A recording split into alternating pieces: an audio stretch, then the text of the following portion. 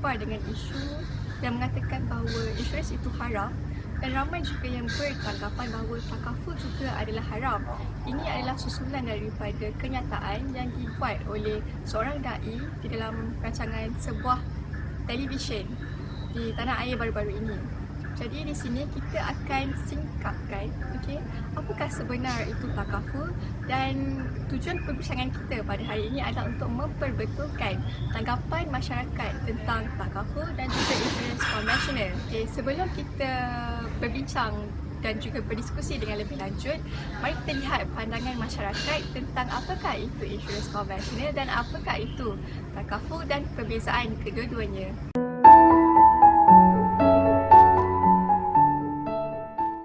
Insurans konvensional. Apa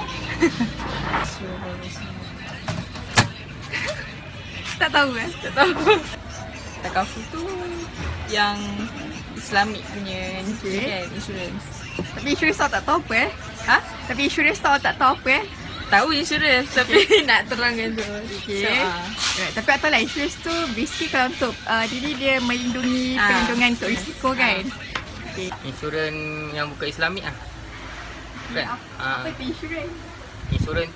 Insurans tu adalah ada banyak, insurans kenderaan, insurans diri, insurans apa lagi tapi yang saya tahu mengenai insurans diri lah. Insurans diri ni seperti kita sediakan perlindungan untuk diri kita pada masa hadapan.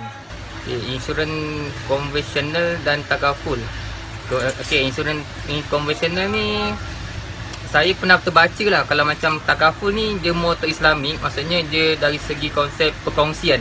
Maksudnya ni macam satu tabungan, kita bayar, kita macam masuk dalam tabung, dan nanti bila berlaku salah satu ahli dia maksudnya, atau ahli ni maksudnya yang ambil takaful tu lah, berlaku kecederaan atau kemalangan, dia akan bagi sumbangan lah kepada ahli takaful tersebut. Kalau insurans konvensional tu maksudnya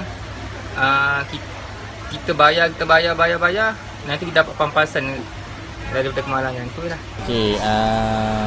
Apa yang saya faham tentang insurans konvensional, di mana ianya merupakan syarikat insurans yang mengutamakan keuntungan lah, di mana mereka tidak menekankan soal pelaburan ke arah halal ataupun haram, tetapi mereka jenis orang kata untuk keuntungan syarikat, dan apabila keuntungan itu mereka dapat dan mereka akan memberi kepada si pembeli insurans tersebut lah.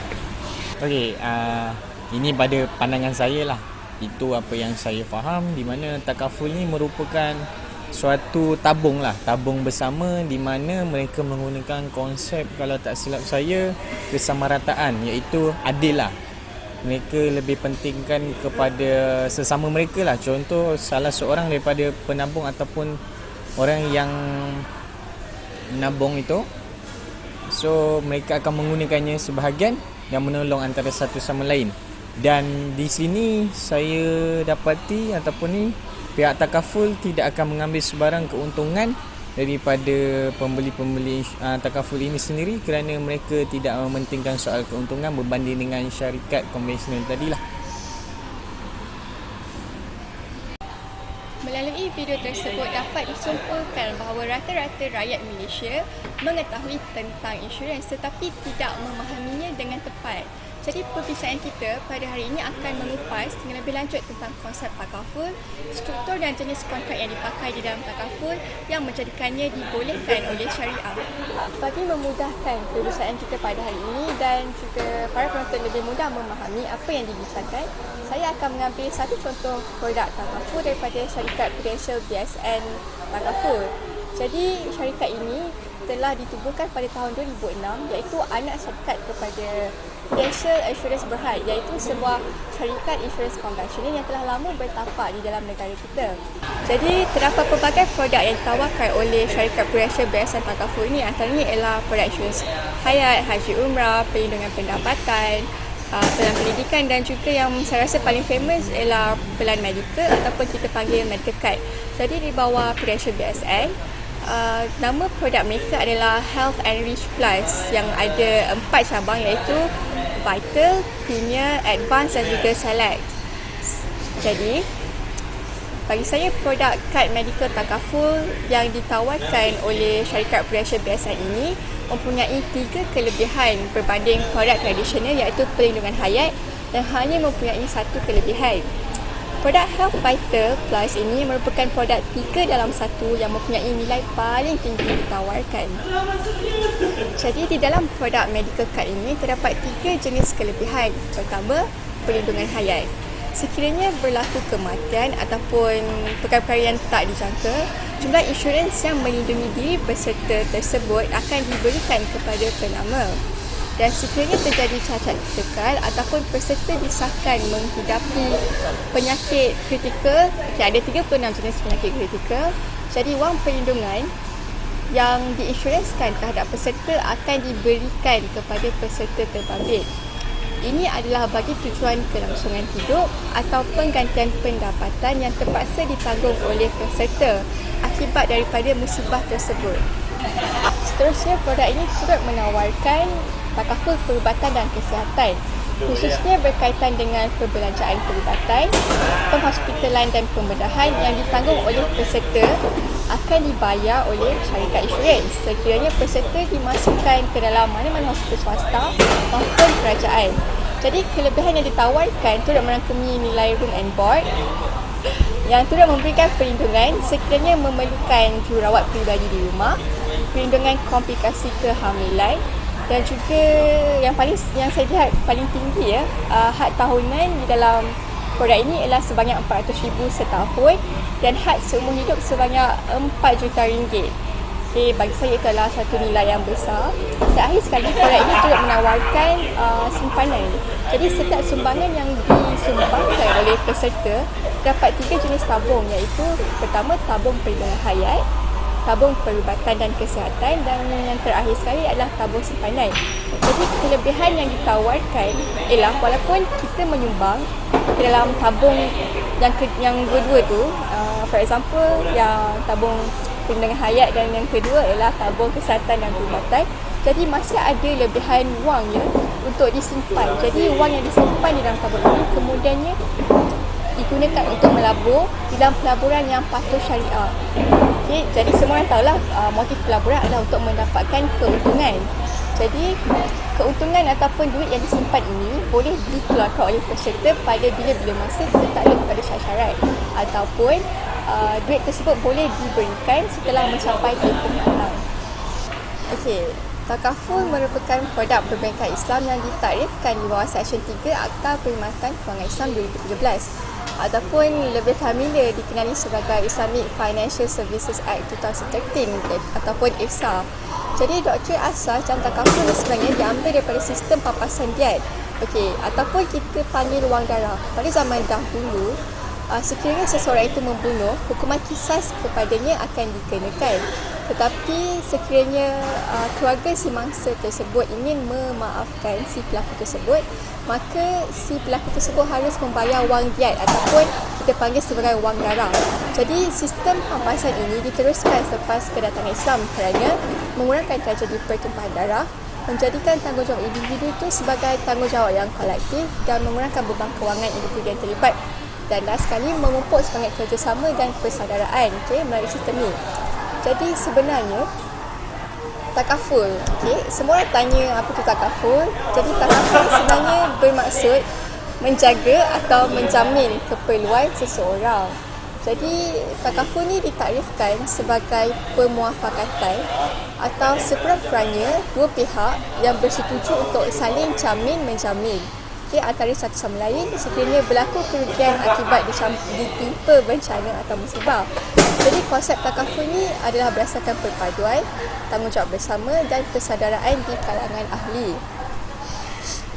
So di dalam konsep Takaful di Malaysia ini ataupun di mana-mana dunia lah, sistem Takaful ni menyebutkan dua pihak iaitu pengendali Takaful dan sekumpulan peserta.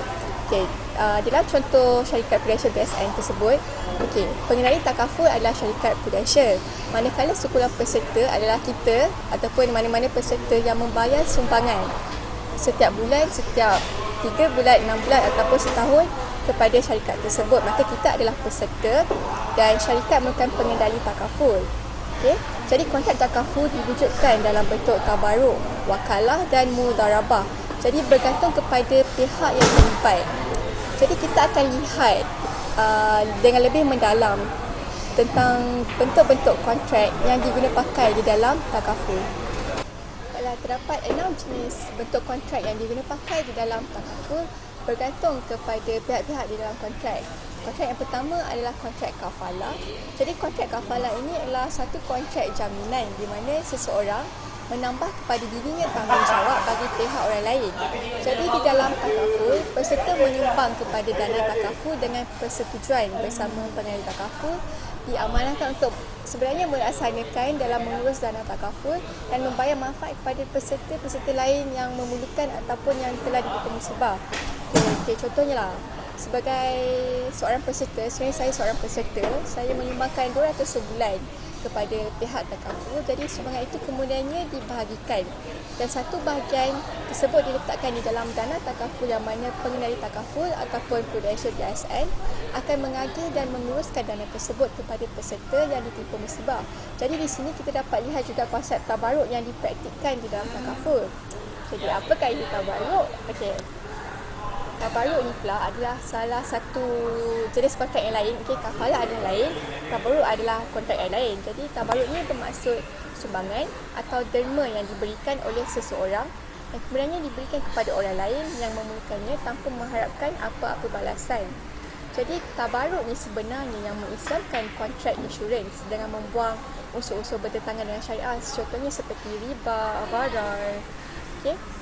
Jadi dalam perniagaan takaful sebenarnya, peserta sebenarnya bersetuju untuk menderma sejumlah wang ke dalam dana takaful berdasarkan kontrak tabaruk ataupun kita boleh panggil tabung tabaruk lah senang. Jadi kontrak tabaruk ni merupakan sebenarnya elemen yang paling penting ataupun elemen utama dalam perniagaan takaful. Dan ia bukanlah diamalkan di Malaysia sahaja tapi sebenarnya diamalkan di seluruh dunia.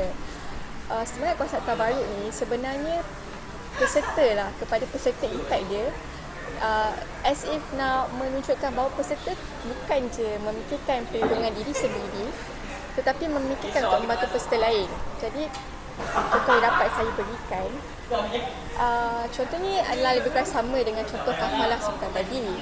Okay, contohnya kita boleh bayangkan terdapat satu tabung di mana saya menyumbang di dalam tabung tersebut dan juga ada CA dan juga CD menyumbang di dalam tabung tersebut dan kami menyumbang dan sekiranya ada salah satu di antara kami sakit ataupun ditimpa musibah, jadi tabung di dalam duit di dalam dana tersebut akan diberikan kepada peserta yang ditimpa musibah. Jadi sebab itulah pentingnya saya tekankan di sini, takaful tidak mengambil mana-mana peserta yang sudah menghidapi penyakit ataupun peserta yang sudah tidak qualify lagi. Okay. Produk takaful yang seterusnya adalah produk wakalah ataupun wakil mewakil. Jadi maksud wakalah ini ialah wakil ataupun agensi. Jadi kontrak agensi ini wujud apabila seseorang itu mewakilkan individu lain menjalankan tugas perniagaan bagi pihaknya. Jadi dalam konsep takaful, ia ada satu perjanjian agensi antara pengendali takaful yang bertindak sebagai ejen ataupun wakil kepada peserta yang bertindak sebagai prinsipal. Jadi pengendali takaful ini akan menguruskan pelibatan peserta dalam produk takaful. Sebagai balasan, pengendali dibenarkan mengenakan bayaran perkhidmatan ataupun kalau kita lihatlah dalam polisi-polisi banyak menulis di atasnya fee wakalah.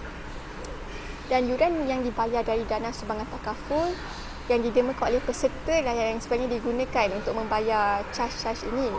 Baiklah, contoh yang dapat saya berikan ialah sebagai contoh, syarikat prudential DSN takaful menggunakan model yang diberikan nama wakalah sebagai asas induk sebenarnya kepada operasinya.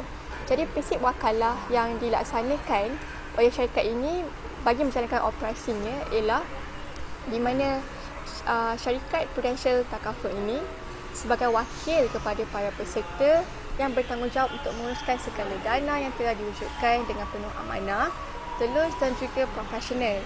Jadi bagi tujuan tersebut, syarikat prudential ini mengenakan caj pengurusan dan prestasi berasaskan kepada prinsip perwakilan atau wakalah yang dibayar upah, ataupun kita boleh sebut al-wakalah bil-ujrah. Okey.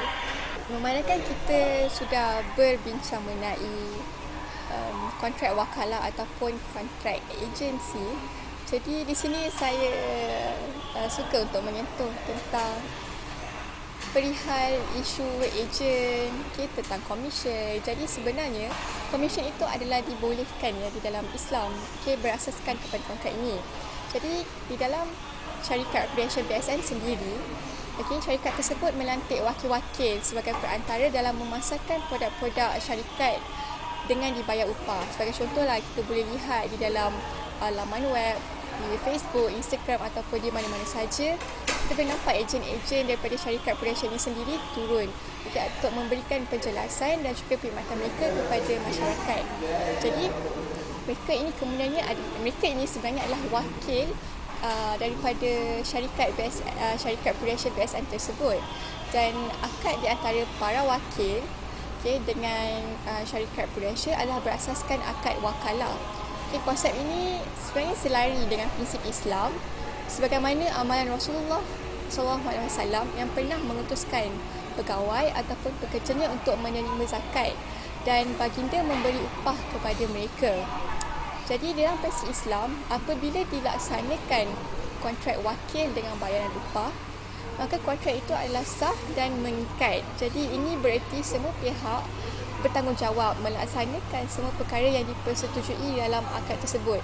Jadi bagi saya adalah tidak adil untuk mengatakan bahawa ejen ni adalah motifnya adalah untuk mencari keuntungan, sedangkan mereka membuat kerja bagi pihak kita dan mereka layak diberi upah sebegitu rupa.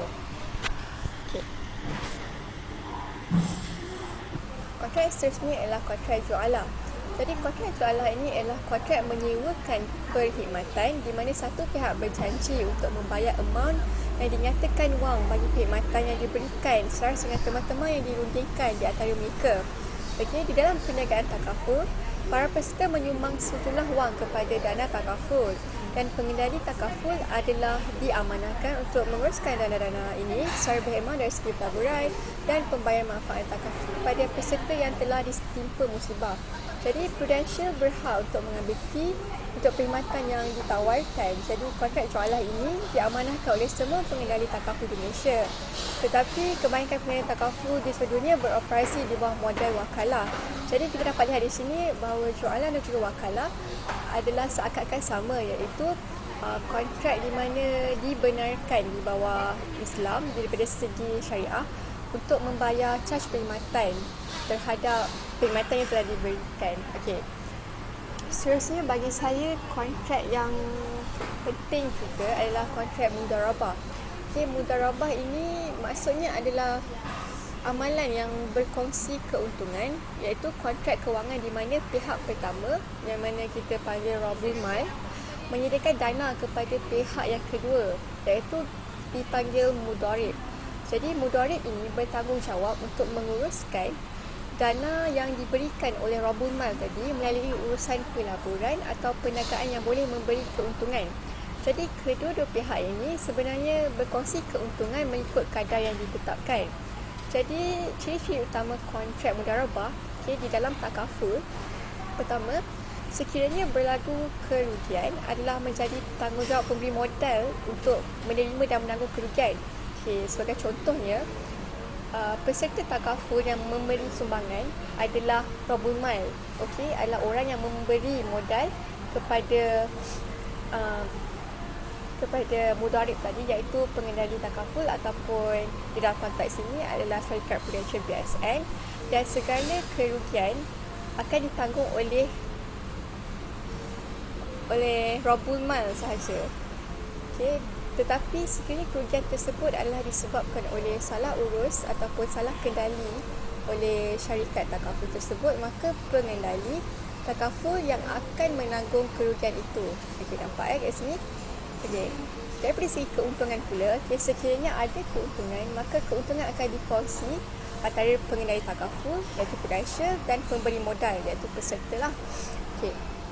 Kontrak ini boleh dibatalkan dan semua modal yang terkumpul serta keuntungan yang diperoleh, ini adalah untuk takaful keluarga sahaja, hendaklah dikembalikan kepada pemberi modal iaitu rabul mal ditolak perbelanjaan pentadbiran. Maksudnya kat sini sekiranya saya telah memberikan sumbangan sebanyak 200 selama tempoh 2 tahun. Kemudian saya membuat keputusan untuk membatalkan kontrak ini. Jadi semua modal yang saya telah bayar itu 200 serta keuntungan iaitu melalui tabung simpanan, melalui 3 tabung tu iaitu ada tabung hayat, kesihatan dan perubatan dan juga tabung terakhir adalah tabung simpanan. Jadi dalam tabung simpanan ini tabung simpanan ini tadi saya sudah terangkan bahawa adanya pelaburan yang berlaku di dalam tabung tersebut. Jadi keuntungan yang saya peroleh daripada tabung ini akan dikembalikan kepada saya setelah ditolak segala perbelanjaan pentadbiran oleh mudharib. Jadi pemberi modal perlu memberi persetujuan untuk melantik pengendali takaful mengendalikan usaha niaga bagi pihaknya. Jadi pemberi modal tidak akan mengeluarkan arahan kepada pengendali takaful. Bentuk kontrak yang terakhir yang sering dipakai dalam produk Takaful Islam adalah kontrak musyarakah. Musyarakah adalah satu perjanjian di antara 2 atau lebih pihak untuk mengendalikan perniagaan tertentu di mana semua pihak menyumbang kepada modal untuk berkongsi keuntungan dan juga liability. Dalam konteks perniagaan takaful, para pemegang saham masing-masing bersetuju bersama untuk menyumbang sejumlah wang untuk memulakan perniagaan takaful ini. Jadi ini adalah persetujuan bersama di kalangan para pemegang saham yang dipanggil musyarakah. Jadi kontrak musyarakah diamalkan di kalangan semua pemegang saham oleh semua pengendali takaful di Malaysia dan juga pengendali takaful di seluruh dunia. Jadi di sini kita boleh lihat bahawa syarikat Prudential menjalankan beberapa produknya di bawah kontrak musyarakah di mana penyumbang ataupun peserta menyumbangkan dana takaful sebagai modal kepada operator takaful iaitu Prudential untuk menjalankan perniagaan takaful ini.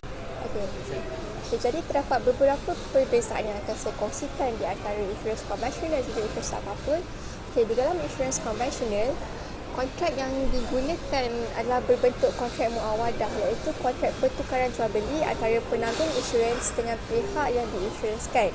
Jadi pemegang polisi membayar premium kepada penanggung insurans dan penanggung insurans bertanggungjawab membayar manfaat insurans seperti dijanjikan daripada asetnya iaitu kumpulan wang insurans dan kumpulan wang pemegang saham. Manakala untuk kontrak ataupun untuk produk takaful pula, takaful menggunakan kontrak tabaruk iaitu derma dan sumbangannya. Kalau tadi kontrak muawadah, takaful menggunakan kontrak tabaruk yang disertakan dengan pelaburan. Jadi peserta membuat caruman ke dalam skim dan peserta saling menjamin sesama sendiri di bawah skim ini. Pengendali takaful ataupun operator bertindak sebagai pentadbir skim sahaja dan membayar takaful daripada kumpulan skim ini. Daripada kumpulan wang ini, sekiranya berlaku kekurangan dalam wang takaful, jadi pengendali takaful akan menyediakan pinjaman. Pinjaman ini kita sebutkan qardul hasan iaitu pinjaman tanpa faedah untuk menampung kekurangan berkenaan. Jadi aset kumpulan wang takaful ini hanya boleh dilaburkan dalam instrumen yang selari dengan syariah saja. Jadi wang pencarum tak dikira sebagai wang syarikat, malah ia diasingkan dan tidak dimiliki oleh pengendali. Dan sebab itu saya tekankan di sini mengapa kita panggil syarikat takaful sebagai operator takaful. Jadi keuntungan daripada hasil pelaburan kumpulan wang pencarum tak dimiliki oleh syarikat, kecuali nisbah yang disumbang dari wang syarikat sendiri. Jadi baki keuntungan adalah milik tabung kumpulan wang pencarum tadi iaitu semua peserta, dan juga lebihan untung atau pulangan dipegang oleh tabung untuk dibagikan semula kepada pencarum. Ini adalah daripada segi kontrak takaful. Walau bagaimanapun, untuk insurans konvensional, pelaburan kumpulan wang bebas tanpa sebarang kekangan syariah. Maksudnya kita tak tahu duit tu sama ada dia patuh syariah ataupun tidak, dan kemudiannya wang pelanggan dianggap wang syarikat insurans dan dimiliki olehnya seterus dibayar oleh pelanggan.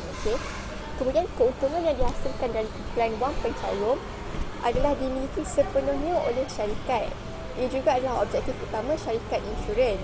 Dan akhir sekali, pencarum tidak berhak untuk mendapat sebarang bahagian daripada surplus yang diperoleh daripada pelaburan tersebut. Okey, konklusinya dapat kita lihat bahawa insurans konvensional dan juga takaful adalah dua instrumen yang berbeza, di mana insurans konvensional menjalankan ataupun mendasari perkara-perkara yang mengandungi unsur-unsur yang bertentangan dengan syariah seperti farar dan juga judi. Okey, tetapi di dalam insurans takaful pula kita dapat lihat dengan jelas bahawa semua instrumennya adalah patuh syariah dan juga underlying kontrak yang digunakan juga adalah sangat digalakkan dan berpatutan. Okay, oleh itu, melalui diskusi kita pada hari ini, saya harap bahawa tiada lagi salah faham mengenai takaful dan juga insurans, dan masyarakat jelas dengan apakah perbezaan yang ketara di antara kedua-dua instrumen ini. Walaupun nampak sesama tetapi sebenarnya adalah sangat berbeza. Okay, terima kasih.